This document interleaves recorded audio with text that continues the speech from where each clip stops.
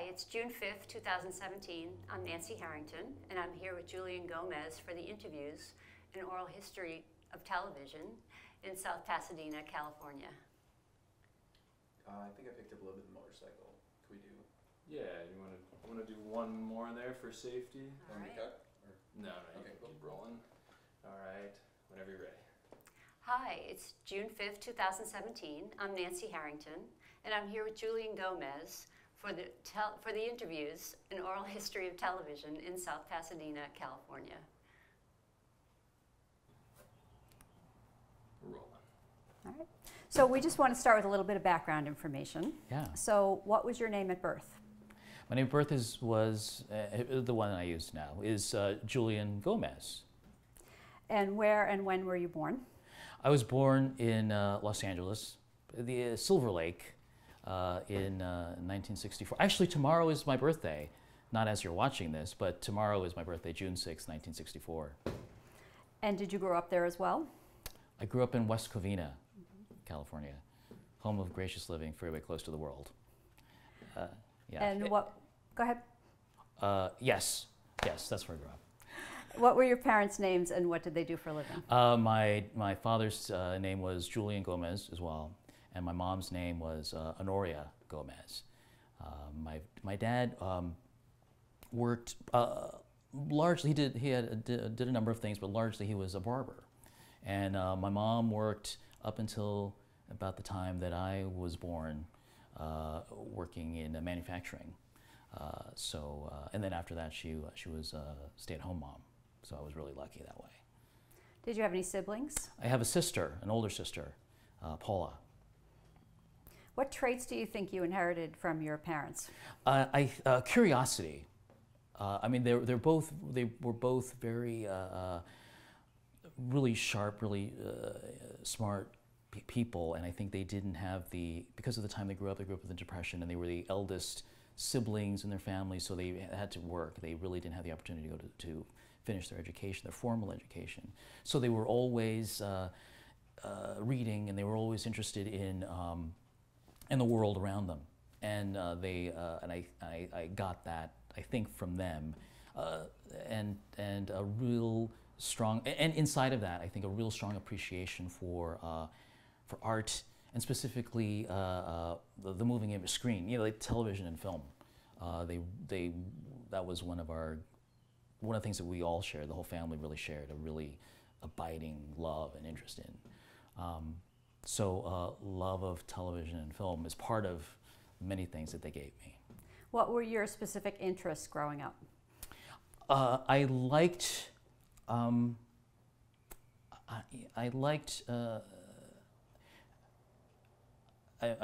trying to avoid saying the same thing again, but I really liked watching TV.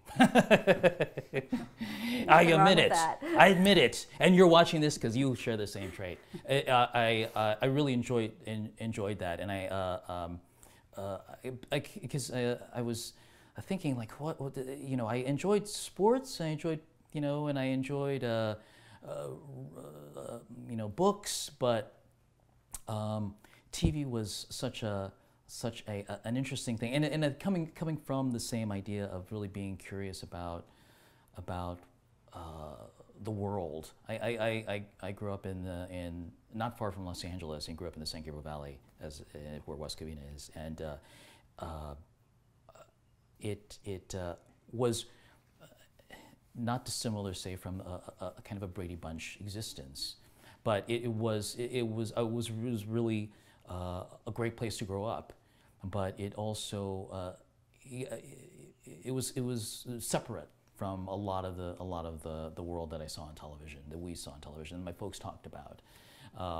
It talked about either events in the news or events in a film, and so television was the access we had. So I was born in the '60s, so growing up in the '70s, of course there was no internet. There was no other volatile electronic kind of access to the things in the world. And an encyclopedia was, still maybe a few years behind, and you couldn't really find out about things really with the great immediacy that you could on through television. So for me, it wasn't television wasn't necessarily an escape. It could be, but it was also this channel into a bigger world that I wanted to grow up and be a part of. What were some of your favorite shows? As a little kid, one of the maybe like I was 4 years old or so, I really loved the Batman show, the Batman, the Adam West one. And you know, as a 4-year-old, you don't really get the camp references, and you don't really get how ironic it is. It was just this.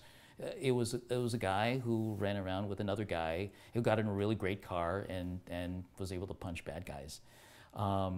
So, which really describes every sort of, you know, it's a certain degree that's even Breaking Bad.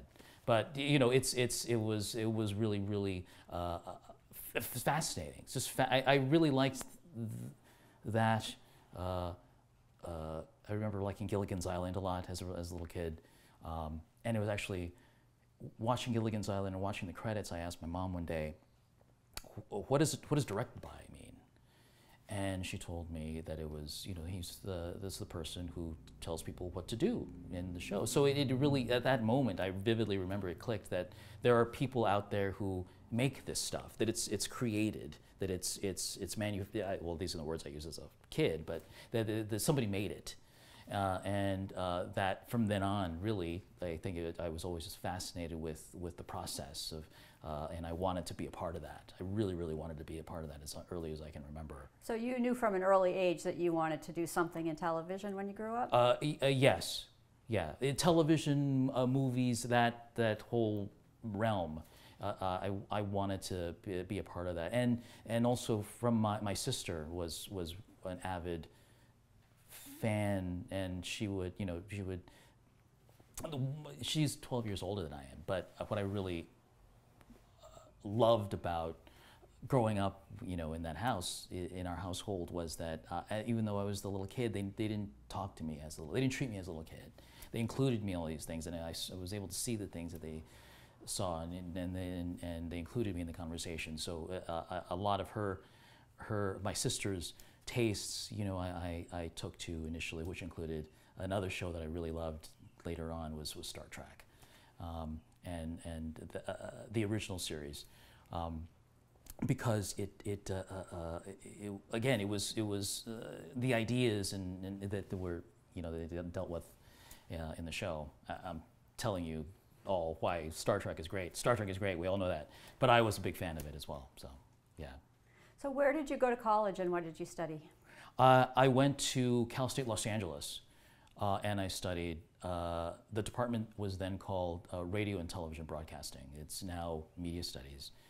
But and when I went there, I started when I was still in high school. It was a program that they offered wherein high school students could get a jump start in their college education. So when I was a freshman in high school, I think that summer I started my courses there, and in my studies there, there were a lot of great instructors, but one particular instructor, Alan Bloom, he really, in the way he taught and the way he had his students really relate to their studies as a vocation, as a real life job. It wasn't. I didn't feel like I was in a university. I felt like I was really on a professional track, and for the many other things that he did, and he brought to the way he enriched his students, and he really taught his students and ran the program. Actually, he's still there. He's still at Cal State Los Angeles. But he had a really profound influence on my career and my life, so it was there that I studied production, and this was the early '80s. So we still had, it was a very rudimentary lab wherein we had black and white tube cameras, and but it was not so much the technology that was the important thing. The important thing was learning the language of communicating with sound and with moving images. Did you learn to edit in school? I did, and I came about it in a way. It was a great lesson for me in the way I discovered editing, because my approach, my point of view at the time was, who studies editing? Editing is just cutting out the bad parts. It's just piecing it together. The creative part of filmmaking is directing and writing. So that was my initial interest. So while I was in school, this was in the 80s, so music videos was an emergent idiom, a really interesting. I mean, we recognized it then, even though we were fans of music. We recognized it just as an emerging, disruptive idiom. This, like, this new thing that was. They weren't commercials, and they weren't films. They were this other creative and commercial force. So they were easy to do within the time frame and the scale of in school. So I teamed up with another student. She went by the name of Sunday. She still does, and we solicited bands, local bands, and did music videos for them. And at the time, MTV had a show called Basement Tapes, where they would solicit unsigned bands, and you would get your video. If you were selected, you would get your video on MTV. So, and maybe I forgot the number, but 5 or 6 videos per month were selected. So we had maybe 3 or 4 of our videos selected at the time. And so in doing these videos for the purpose of this, and also creating a reel so that we could, market ourselves something when we got out of school, we shot them, and then we got to the point of editing them and piecing them together. Initially, I was, we would edit them together, but I noticed my editing skills were just horrible. It was just horrible, and I knew this wasn't my place. This isn't my thing. But in revisiting it and going back to it, I recognized I had not only affinity for it, but my skill really flourished.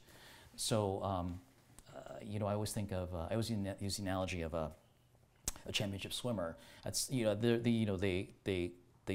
swim, on a championship level, but at some point they had to learn how to swim. And when I would teach editing, I would tell my students that you might start editing, and it's just very difficult, and it's just really challenging for a number of different ways. You're dealing with abstractions, you're dealing with technical problems, and you're dealing with all these different issues. But at some point, it's going to click. Using another analogy, it's like riding a bike. At some point, you're just going to discover balance, and you're going to just be on your way. And that was where I discovered it. I discovered editing in school. It was definitely not something I had intended to do. I had never even ever considered it. I didn't ask my mom, hey, what does edited by mean? I didn't ask her that. But in school, that's where I discovered it. And so the lesson for me was that for those who do not edit or have no experience in editing or not spent time in an edit room, editing is a very arcane thing. It's very, very esoteric. Initially you can look at it as, we're cutting out the bad parts, but that's like saying like cinematography is like, turning the camera on. Well, that's part of it, but there's so much more to it it's stuff that transcends just the technical. Then you start looking at all these aesthetic choices that you need to make. And I discovered that, and I continue discovering it, and that's what still now I still feel like I'm learning how to edit, and some people may say that that's definitely the case. But I think that I'm still every time I go into the edit room, it's like the first day of school. It's like I know I can do it. There's part of me that's very confident in it, but there's also part of me that relates to it. Like I'm not sure. I haven't edited this material in this way that I'm going to do it today. So now at this point in your career, had you decided I want to be an editor, or were you still unsure? We were, me and my partner, we had initially looked to be directors, music video directors. So we had this reel and we were shopping it around. But what went on was that while I was in school, I found again Alan Bloom. He set up an internship for me to work at a camera assist place. So this was 1985. And cameras, you know, the camera, for instance, the camera we're using right now is this really small, lightweight digital camera. Beautiful image, beautiful, beautiful image. But in those days, because video cameras were just these larger, you know, animals that had tubes. It was a big deal when we had chips in a camera. That was like, oh wow, can I see it? Can I look how light it is? It's only 15 pounds.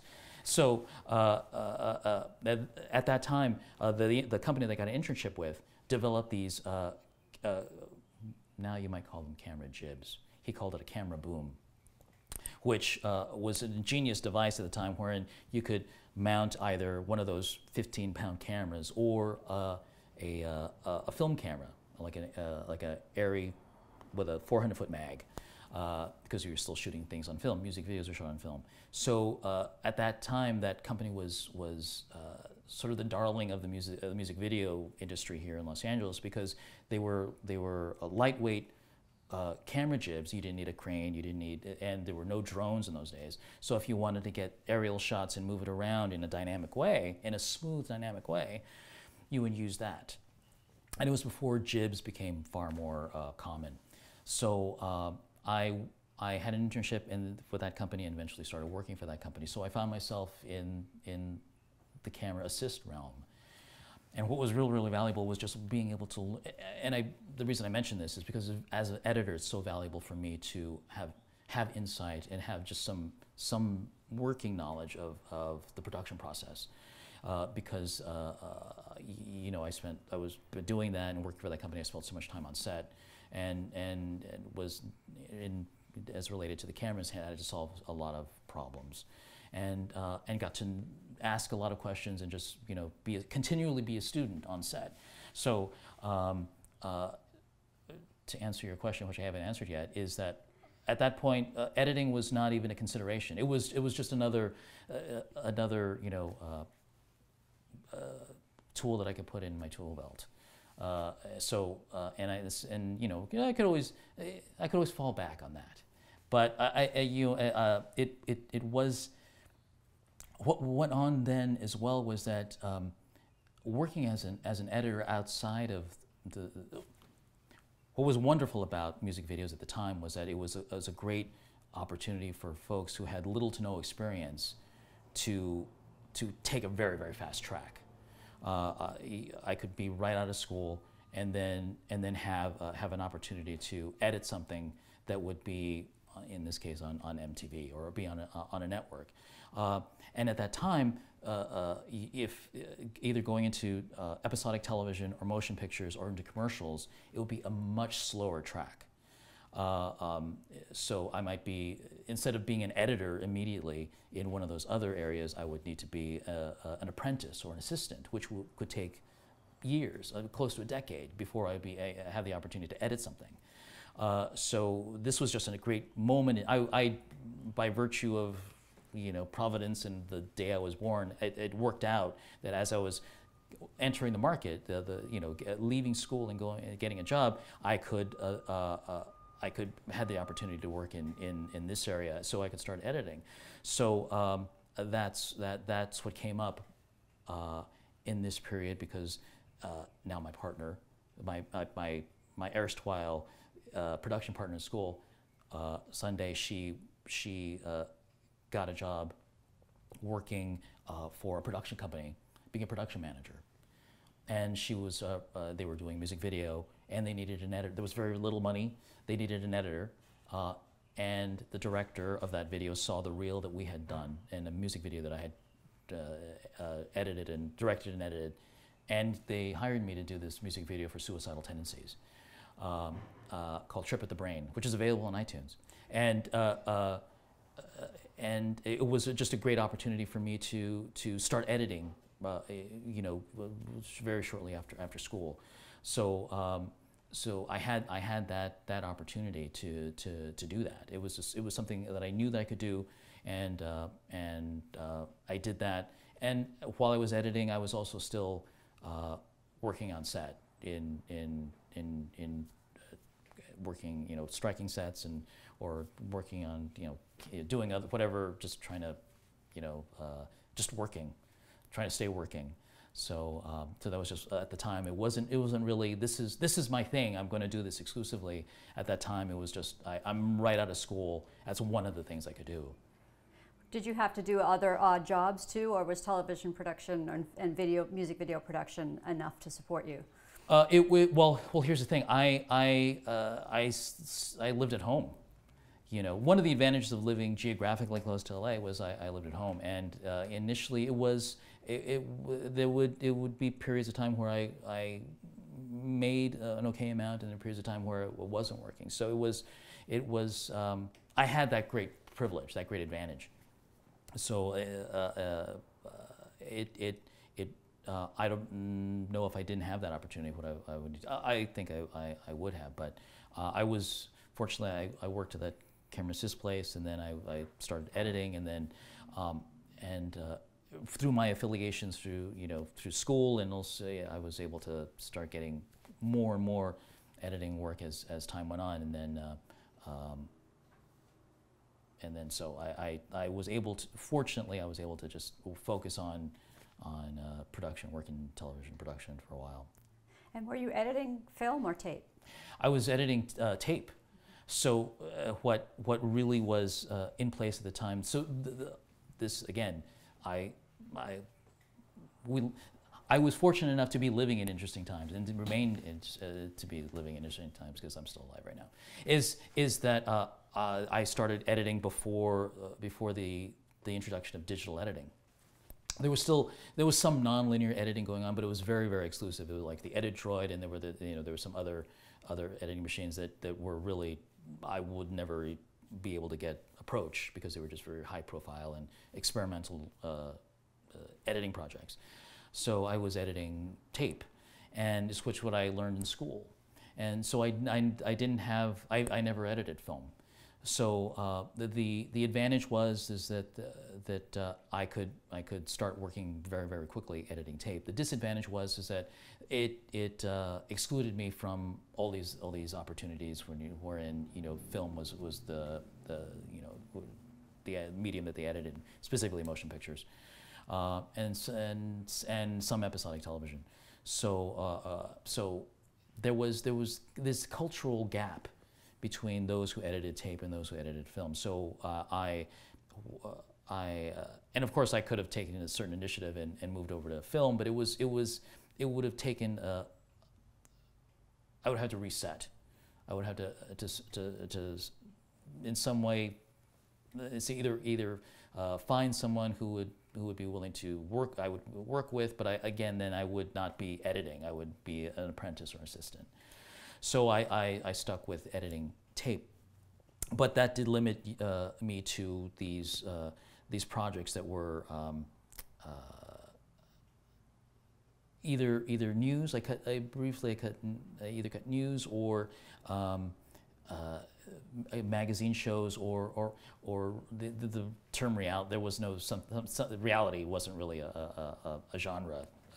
A defined genre then. So they were magazine shows or short segments, cooking segments, or things that like that, or music videos, which were shot on film but then posted on tape.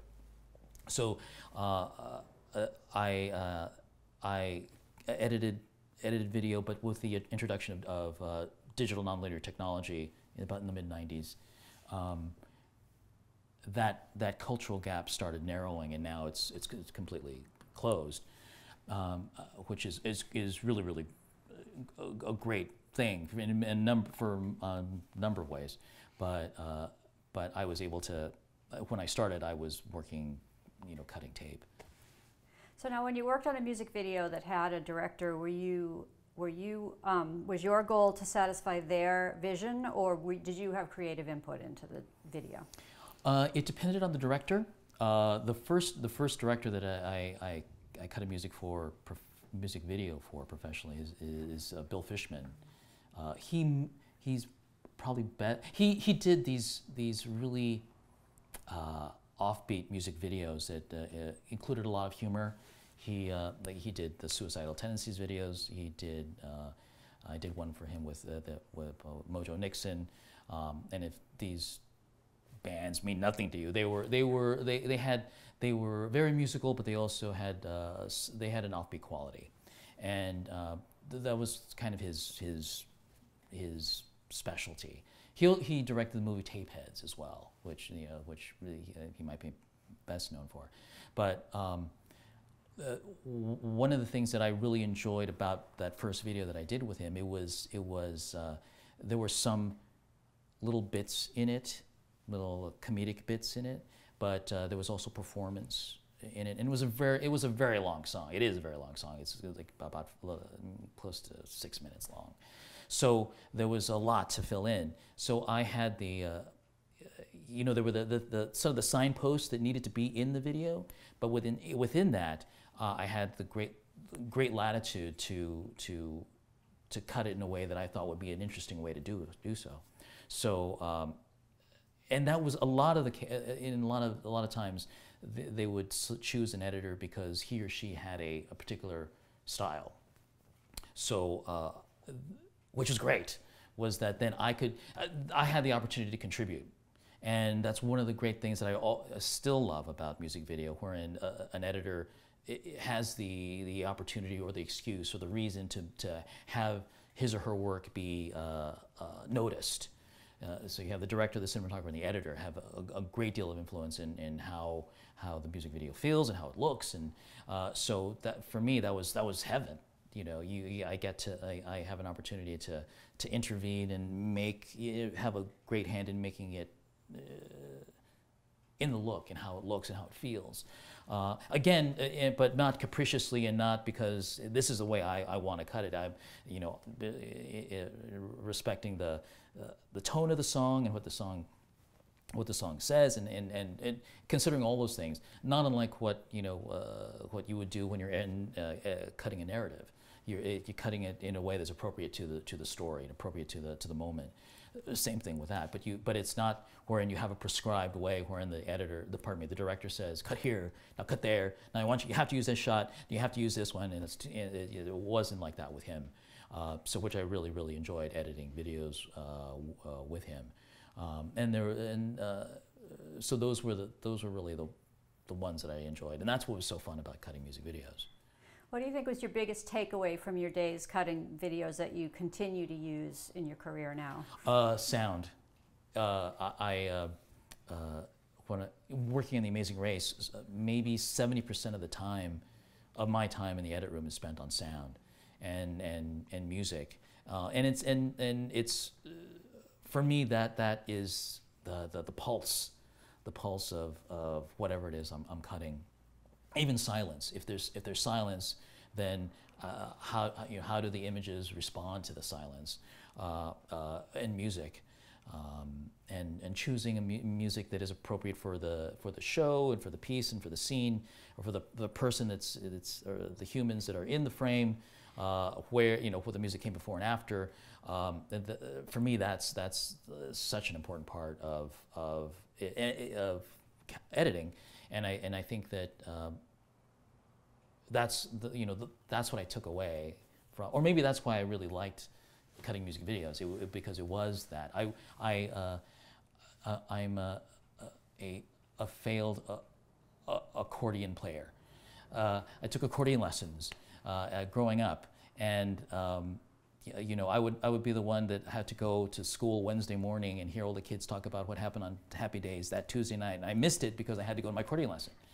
But what I think I didn't gain by being an extraordinary accordion player was just thinking in musical terms, appreciating silence and appreciating dynamics. You start a scene in a certain way, and you build up to something else, and the only way that the crescendo really is appreciated is if you have like a pianissimo, and bringing that kind of musical approach to a scene or to a sequence or to a whole show, and thinking about it that way, I think that is all. I think it's. For me, it's essential. I can't if I'm not able to lock into something like that, then something becomes very difficult to edit. So now, how did you transition from music videos into other work? Did you get an agent, or were jobs just open to you? The friends. Another friend. Sunday, my we had worked together in music videos and worked together in college. She had another job wherein she was producing these interstitials, which are these little segments, that go in between. They're sponsored household. In this case, they were like household tips, how to tell the difference between the right kind of vegetable oil or things like that.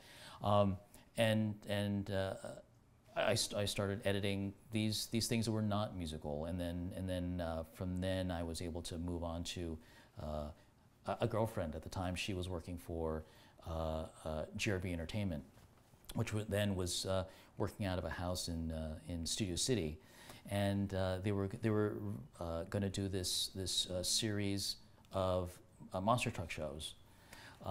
So I didn't know anything about monster trucks, but it was a series. So it wasn't so much the content of the series; it was just another opportunity that opened up, and it really was. And the way I've always, fortunately, been able to find employment is through personal connections. I know a number of editors have agents, and I haven't done that, probably because I'm not as smart as those other editors. So let's talk now about some specific shows that you've done. In 1990, you were the editor on Damon Wayans' The Last Stand. Yeah. How did that come about? A music video, another Jim Fishman music video. Damon directed a music video for I believe she was the lead singer of the group Climax, Joyce Irby. And he did a music video for her. He was interested in directing, so so through my relationship with Jim Fishman and his company, they brought me in to edit a video with Damon. So I was able to spend a few days with him, and edit his video, which was there was comedy in it as well. You would hope so, and then shortly thereafter, Damon on his own contacted me to edit his HBO special, which he had just done, and like you say, that was 1990. 1990. So it was just a great opportunity just to do that, and I'm not. I think that's the only HBO special I'd done. Actually, a classmate of mine from Cal State Los Angeles, Mike Schultz, he's also an Emmy winner. We went to the Cal State LA at the same time, but he's really the concert and comedy guy. He's really great at doing that. But doing that special with Damon was Damon. Like, I hang out with Damon. One thing that had me fall in love with Damon Wayans, even though I just thought he was really funny, was we were editing the music video, and we were just watching some footage, and he pulled out a stick of gum, and it was like his once, and I just turned to him, and I was not because I was coveting his gum or anything, but I just turned to him, and he offered to tear it in half to give me half. So I no, I'm good. But from then on, it's like, this guy is really great. It has nothing to do with the production, but I just really enjoyed just working with him, and I just thought he was very funny. So did you sit together and edit it, or how did the process work? Editing? I don't know if I can really take any credit other than just being an audience, really. but because there was a line cut, and you know the line cut is the cut that's done you know at the location. You know, there's the live television truck, and then the director she you know directed the line cut, and we took that and then we just shaped it. We shortened it a little bit, and if I remember correctly, there may have been one or two. There have been some parts of the show that we shortened a little bit, and just smoothed it out. Just had it be just shape it into a show. But if anything, what I was able to be was just an opportunity, just to be an audience for him, which is this thing that if people are able to work with an editor, or if you're an editor looking or interested in becoming an editor, is that a valuable thing that you can provide is being the audience, because the only way I'm ever able to watch anything when I'm in the edit room is I have to watch it as a viewer at home. That gives me my compass. That tells me which way is north. Is this good? Is this bad? Do I want to see this? Why am I even watching this? It's not something you can necessarily fake. So whenever I watch something, I always just try to be mindful of like, what's my initial impression? Like, what's the first thing that it doesn't even have to be logical. Like, what's just my visceral impression of something when I first see it, and try and remember that, and be able to relate that to whoever it is I'm working with, and so my job is, when they ask me what do you think, it's not to say you're brilliant. It's unless they are, but my job is really to be honest in a way wherein we're all still confident. We're all still confident. This overall everything's great. This particular part it could be a little rough, but recognize that my point of view, my personal point of view, is valuable. Because again, like I say, just like for instance, like a writer has to have their own taste in order to write something. If they're writing something that's an assignment, if you're a journalist or if you're a screenwriter, you might be writing for a show that may not be your cup of tea, but you kind of put yourself in the mindset of what that show is. And you need to deliver that. Similarly for an editor, is that I have my own tastes and I have to be mindful of what my tastes are, but I also, what I can do every single time I start a show or start a new project is, how do my taste fit inside of this other thing? Coming back to Damon Wayans' show, is that I enjoyed his sense of humor and what he was presenting. Now, how can I contribute? How can I be valuable in this process by recognizing like what works, and it's not necessarily like I'm going to tell him how to write a joke. It's like, how can we have this really good joke come up against this other really good one, but even though we had to condense it for time, how do we do that in a skillful way so that we're able to appreciate both of them? Which is how do you can't really see that in a textbook. It really is, I have to come back to, I'm at home watching it on my couch. Like, what works better than, is it this or this? So now on a show like this, do you use music or sound effects or anything? Is there that layer that you get to add to it, or no? No. So does that make it no, challenging? actually, no, that's not true. For this special, Damon had Prophets of Rage from Public Enemy be the opening music. And then he also took a little bit from another special with his son. So we created this little opening.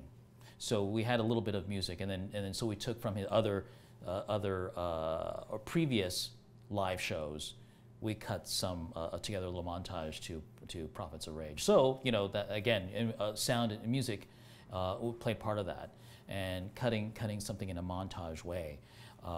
And I'll just say this, and I'll just say this because this is my every person in the crafts has their own point of view, that if everybody understood how we thought, then the world would be better. But these music video montages, for me, they were never fast cuts for the sake of velocity. For me, they always needed to succeed in a way that was pleasing, that was satisfying, so that it wasn't just a matter of I just have to grab a bunch of shots and put them together really quickly. It really is, for me, and I think for many editors, I'm not the only one, is for editors is that the approach would be to piece together these images that complement one another, and so that there's a certain craft to that. There is craft to that, and so the show that I've spent so much time on, the Amazing Race. Some people may glance at it really quickly and think it's just a bunch of really, really fast images, but no, it's not. It really is the result of this process of seeing how can I tell this story in a very, very clear way with these images that are one of the editors at The Amazing Race, he described it as hieroglyphics. Paul Nielsen, he said it's like hieroglyphics, wherein we're exaggerating reality to represent reality. So that it feels like, even though they're very, very quick shots, it feels like the events are unfolding in front of me as the viewer. Again, coming back to how does it occur to me as a viewer? So that little montage we had with Damon were just these, even though they were him doing funny faces and acting silly and playing with a microphone and cut to Prophets of Rage, there was still a lot of consideration in what and how they came together and how they set up the show that was going to come after that. So yeah, actually I hadn't thought about that in a while, but that was part of what we did for that show. So now in 1991 you were editor on the TV series Stunt Master. Yeah, how did that come about? That's the GRB Entertainment. I had done that year or the year before. I had done a show two shows that they had done, which were monster truck shows.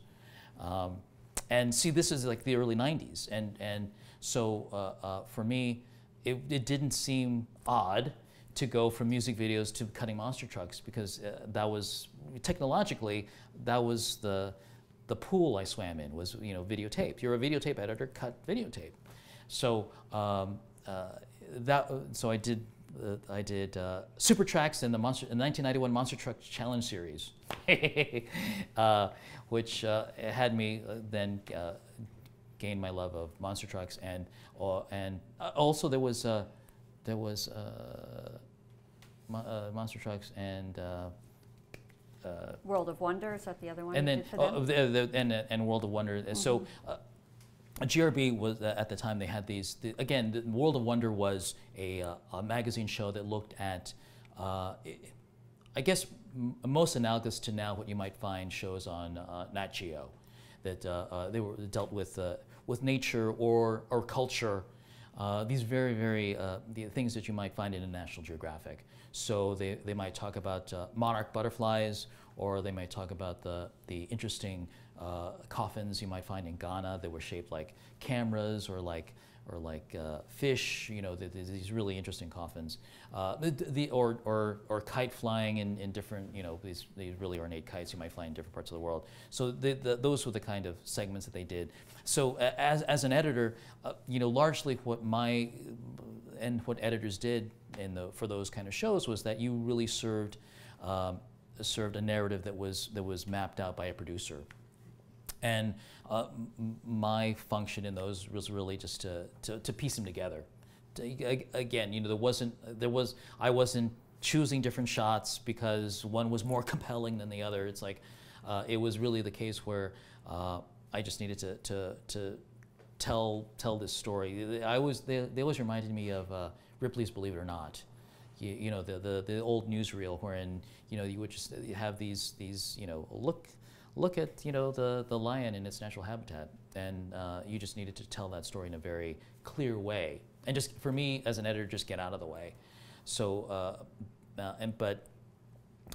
those as a video editor, those were the stories I was helping to tell, and for me those are the jobs that I was finding. So it was again, not again, but I always figure, you know, like at the timeline, this was the early 90s, reality television as we know it was still a few years away.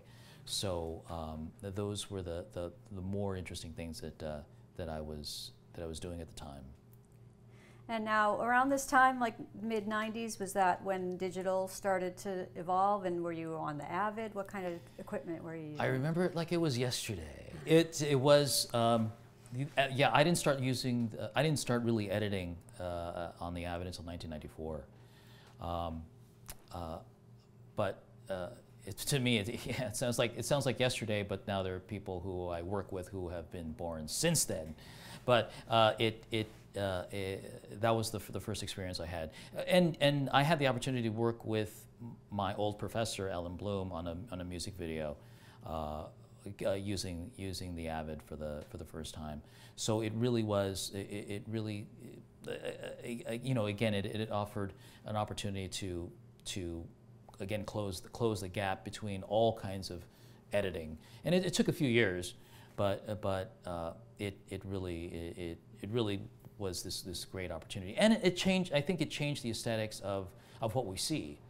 I mean, a number of things. I mean, you know, the introduction of music videos back in the '80s, and how that's changed the syntax of how we tell stories, where you know, things can be told in a non-linear way, and the audience is able to keep up very, very, very quickly. Whereas, you know, when I was going to school and as a kid, I remember just, you know, scripted television and narrative storytelling was very, very conservative comparatively, where if you were going to have a flashback, you had to tell everybody we're going to have a flashback now, and in some way. Whereas now it really, you know, all narratives can be resorted in an interesting way. But I think the having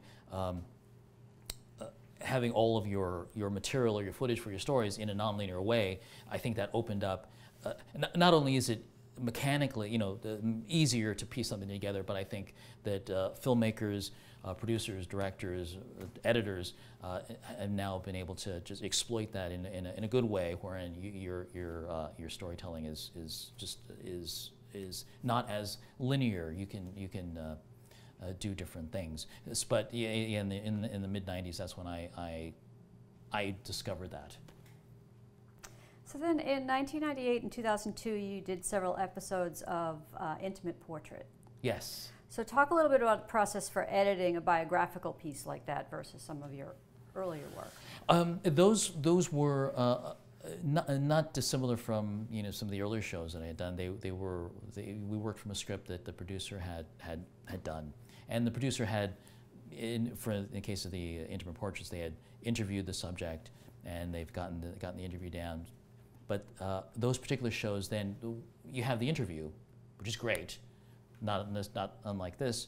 But unlike this, the show needed all these visual ways to support it. So which included lots of stills, and if they were an actor, or actually for most of the Intimate Portraits, they focused on famous women, many of them actors, but some politicians. So I think I did one for the Elizabeth Dole, which was really interesting, and Halle Berry. So we just need to have these any video that we have, you know, supporting these moments in their lives. So the challenge for those was introducing these stills in a dynamic way, so that they're coming on the screen and just always just moving the story forward, and then, you know, bringing in music, you know, as needed.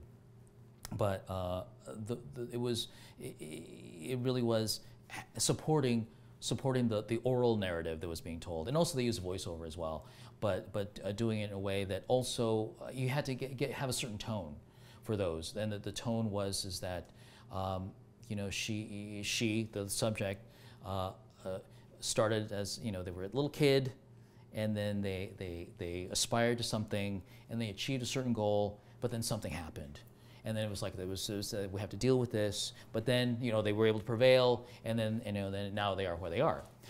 So there was a certain path, certain wave you had to honor, and it was just a tone. So even today, I think, as a person, as an editor, but person working in reality television, the one of the bigger challenges is dialing in on tone. More than anything is like, how does this need to feel right now? And for a show like Intimate Portrait, that was a strong component. And also the producer and the way they shaped their script, that was a large part of it. And for me as an editor was just to again to honor that, to take that in and see like how we needed to make that work in visual with images. So you're credited as a co-editor on some of the episodes. So how does that? Did you split duties with another editor on episodes? Yeah, but particularly a lot of the shows wherein it's a case wherein I'll work on it for a certain period of time and then it'll be handed off. So a lot of times when working as a team for a lot of shows, part of what you'll need to do as an editor, I'll need to do as an editor, is recognize how is everybody solving these same problems, and I'll need to do it that way. At the same time, if I have anything to contribute that is idiosyncratically my own, quote unquote my style, if I'm able to do that and it fits, do that.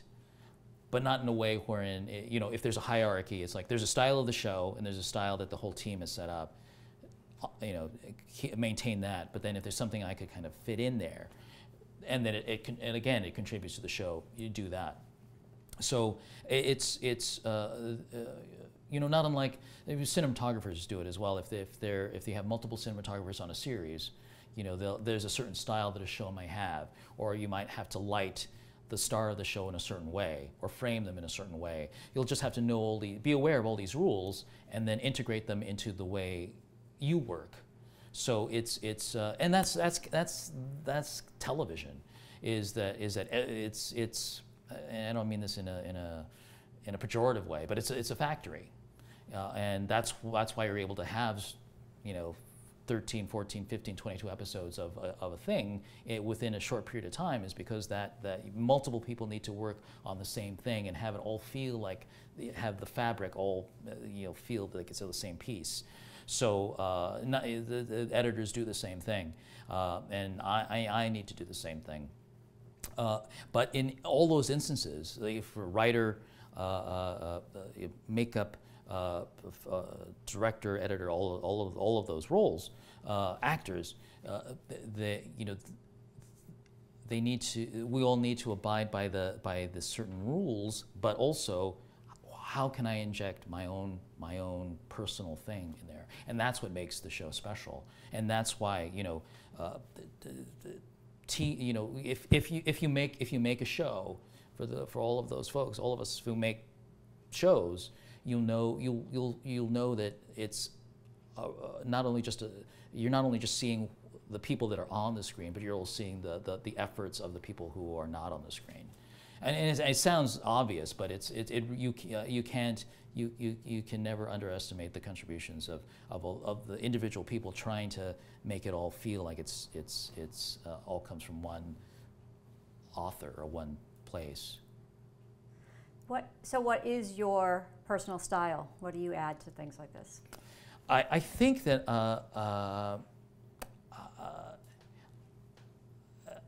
I feel most comfortable by saying it's a musicality.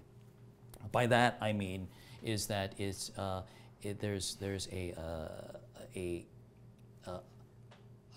kind of rhythm, the way that I want to see if I can have your eye follow the frame from edit to edit in a way that's pleasing, that also is reflected in the sound that's going on. It may not be music, but it also may be sound effects, and also by the language that's being, and how the people are saying the language, whatever their language is. If it's English, or if it's nonverbal, or if it's you know the expression they have, or if it's a scoff. So whatever the sound is, whatever the language is that they're communicating, that complements with the sound going on behind it. And sometimes people care, sometimes people don't care. But I also think another thing that that interests me, and I think is reflected in, if I were to describe it as a style, is people, seeing seeing the nonverbals. We want, a lot of times it's very tempting to cut on what is it the person says, but I'm always interested in what is it that they may not be saying, or what is their face saying after their mouth said something. And so I mean I always try to look for that, and also and I don't mean this in a I'll just say it, is that I fall in love with everybody that I edit, even the bad guys. By that I mean is that the bad guy doesn't think he's a bad guy. So for me as a viewer, it's always more interesting if I was able to see that. When you watch Silence of the Lambs, Hannibal Lecter, he's a pretty charming guy. There's that makes him far more interesting. Other than him eating livers and things like that, there's he's all right. And so the same with everybody. So if I'm able to really recognize what is it about this person that I'm seeing that is most interesting and most redeeming, most interesting, then all of the transgressive things, all the quote unquote bad things that they do are shaded by that. And not every show is interested in that. Basically, a lot of shows want to be, and it's not a criticism, some shows want to just be melodramatic, wherein it's binary, it's black or white. But for me, I was think of one of the definitions of the difference between drama and melodrama. Melodrama gives you no choice as a viewer. Melodrama gives you no choice. Drama, as a viewer, you have choice. Well, he's not that, which is to me is far more interesting to watch. It's I'm engaged then. So if I'm able to honor that, or at least show that in the thousands, hundreds of thousands of decisions you're making as an editor, it's like, why do you include this shot of them as opposed to that shot of them? Are they why are they going like this as opposed to whatever the image is that I choose? That is part of the narrative. I'm not choosing it just because I need coverage. Sometimes I am. Sometimes I didn't get a cutaway, but most of the time it is like if I have to choose. Do I choose this one or that one? And for me, I'm looking at how does this shade this person's character for me, the viewer, if I include this shot of them. Intimate Portrait was an actuality production show. So tell us a little bit about them and just how you work with different production companies. Are you freelance per project, or did you work for any production company for a long period of time? I've been a freelancer for now 29 years, which on two levels. It shows that I can't hold a job, but it also shows that that's in my experience that's how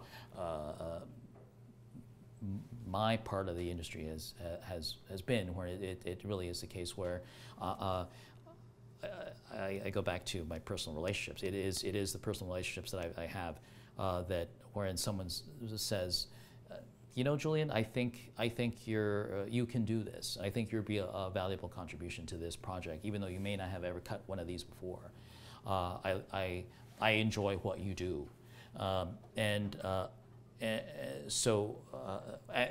the case of Actuality, I did a number of shows with them, and I was just an editor on their list. They liked what I delivered, so that's what that was part of. So I did Intimate Portrait with them. One of their bigger calling cards was Modern Marvels. Yes, Modern Marvels. Let's see if I got the title. And which was this at the time was one of the bigger shows on the History Channel, which for me as a nerdy guy, it's you get to spend like a week or so on plastics, the history of plastics.